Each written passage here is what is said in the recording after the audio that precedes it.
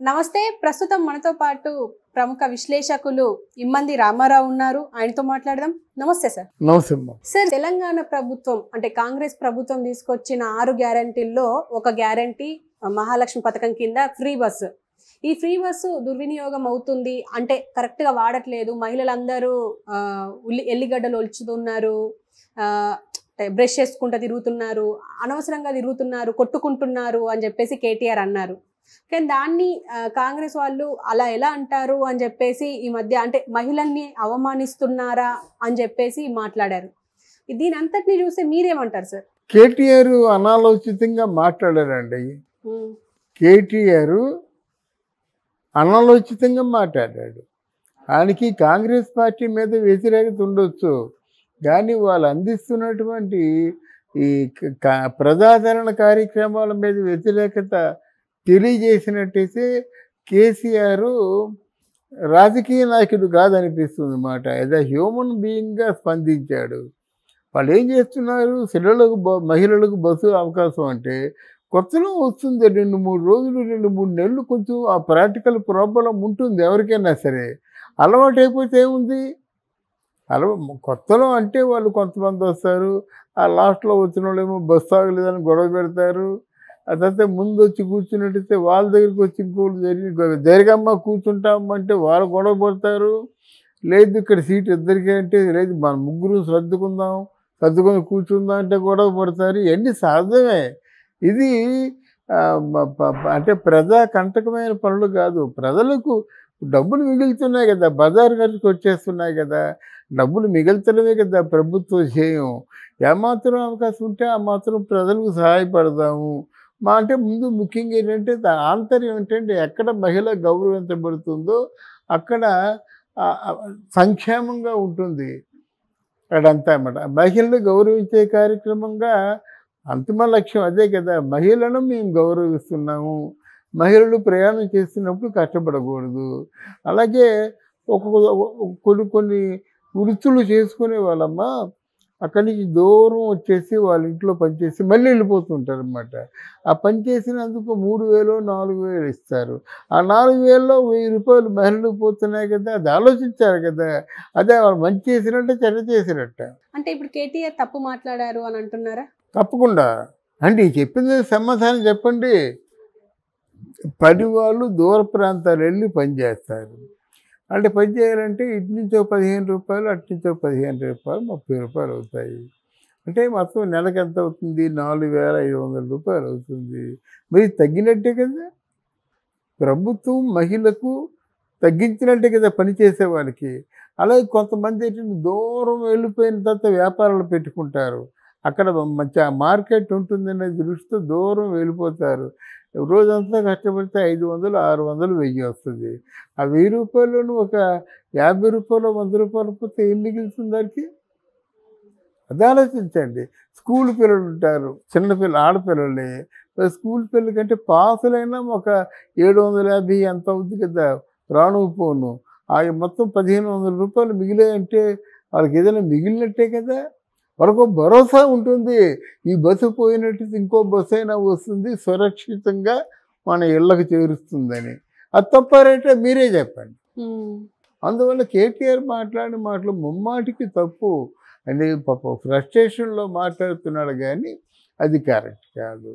ప్రభుత్వం అందించేటువంటి ఏ పథకాలు కూడా ప్రజలకి మంచివైతే, ప్రజలకి మంచి చేకూరిస్తే డెఫినెట్గా ఏ పార్టీలో మనం ఉన్నా ఆహ్వానించాలి. కానీ అంటే మహిళల గౌరవంకి దెబ్బతినే పని మేము ఏం చెయ్యము అని చెప్పేసి కాంగ్రెస్ అంటుంది. కానీ ఒక పక్క అంటే బస్సుల విషయంలోనే చూస్తే అసలు ఆడవాళ్ళని చూస్తేనే బస్సులు ఆపని పరిస్థితి, అసలు ఆపట్లేదు. ఒకవేళ ఎక్కినా కూడా మీకు ఫ్రీయే కదా అని చెప్పేసి అంటే చులకన భావంతో బిహేవ్ చేస్తున్నారు కండక్టర్లు, డ్రైవర్లు. ఈవెన్ ఇదంతా ఒక పక్కన పెడితే ఇంకో పక్క మగవాళ్ళకి టికెట్లు రేట్లు పెంచారు అని చెప్పేసి ఒకటి వినిపిస్తుంది. ఇదంతా అంటే దేనికోసం సార్? అంటే ఈ రెండు క్లబ్ చేసి అడగొద్దు. ఇప్పుడు ఆడవాళ్ళ బస్సుల్లో వీళ్ళందరూ ఒక అలవాటైనంత వరకు కొన్ని ప్రాక్టికల్ ఇబ్బందులు తప్పు అని చెప్పాను నేను. అంటే వీళ్ళు ఏం చేయాలంటే ఎంప్లాయ్మెంట్ క్రియేట్ చేసినా ఏదైనా అనుకోండి మీరు, కండక్టర్ మహిళ ఉండి డ్రైవర్ కూడా మహిళగా ఉంటే ఆ బస్సులకు ఒక ప్రత్యేకత ఉంటుంది.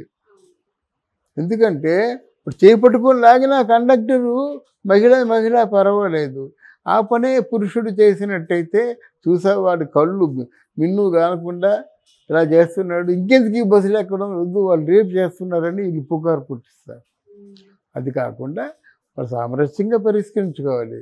మగవాళ్ళకి రేటు ఎందుకు పెంచేస్తాడు, అది కరెక్ట్ కాదు, అది సెపరేట్ ఇష్యూ. మగవాళ్ళకి రేటు పెంచితే ఎలాగవుతుంది? నువ్వు అదేనమ్మా, టికెట్ రేటు పెంచుతారమ్మా, కరెంట్ రేట్లు టికెట్ రేట్లు పెంచుతుంటారు. ఆ ఒకటే కాదు, ప్రజా పరిపాలన కోసం అన్ని రేట్లు పెంచుతారు. అయితే కొన్ని రేట్లతో మన సంబంధం ఉండదు. ఫర్ ఎగ్జాంపుల్ రిజిస్ట్రేషన్ రేటు ఎంత 12% పెంచేశారు, అది మన సంబంధం లేదు. అక్కడ ఎంత పోతుంది, లక్షలు పోతుంది అన్నమాట.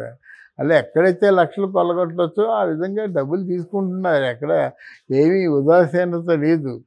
గనక మగవాళ్ళు రేటు పెంచితే మగవాళ్ళు అడుగుతారు, డెఫినెట్గా కన్సిడర్ చేయాలన్నమాట. అది రెండింటినీ క్లబ్ చేయొద్దు. కేసీఆర్ మాటలు ఇప్పటికీ చెప్తున్నాను, అది రాజకీయ పరంగా మాట్లాడిన మాటలే కానీ వాళ్ళు మీ మంచి జరుగుతున్నప్పుడు సమర్థించండి, ప్రజలు మెచ్చుకుంటారు. అంటే పెళ్ళికి తద్దినానికి ఒకటే మంత్రమా? కాదు కదా. ఎవరైనా మంచి చేస్తే ఎంకరేజ్ చేయండి, పొరపాటు చేస్తుంటే ఆధారాలు దగ్గర పెట్టుకొని మీరు ప్రశ్నించండి. ఇదే నా ఉద్దేశం. అంటే ఇప్పుడు ఫైనల్గా అంటే తెలంగాణ మహిళలు అంటే వాళ్ళ మనోభావాలు దెబ్బతిన్నాయి అని చెప్పేసి చాలా మంది మాట్లాడుతున్నారు. అయితే కేటీఆర్ తన ట్విట్టర్ వేదికగా సారీ చెప్పారు. అంటే మీ మనోభావాలు ఏమైనా అక్క చెల్లెమ్మల మనోభావాలు ఏమైనా దెబ్బతింటే నన్ను క్షమించండి అని అన్నారు. కానీ బహిరంగంగా వచ్చి క్షమాపణ చెప్పాలి అనేసి అంటున్నారు. ఇది జరిగే పనేనా? ఆయన తెలంగాణ మహిళల మనోభావాలు ఎప్పుడు కవితని ఈడ్చుకెళ్ళి తీహార్ జైల్లో పడేశారో, జాగృతి అంటే ఏమి తెలిసిన, జాగృతి అంటే అది ఒక ప్రోగ్రెసివ్ ఎదుగుదల, జాతి జాగృతి అంటారన్నమాట. అంటే పునరుద్ధరణ. దానికి చైర్మన్, తెలంగాణ జాతి జాగృతికి చైర్మన్ అయినటువంటి కవితని ఎప్పుడు తీసుకెళ్ళి జైల్లో పడేశారో అప్పుడే తెలంగాణ మహిళల తాలూకా ఆత్మగౌరవం మనోభావాలు దెబ్బతిన్నాయి.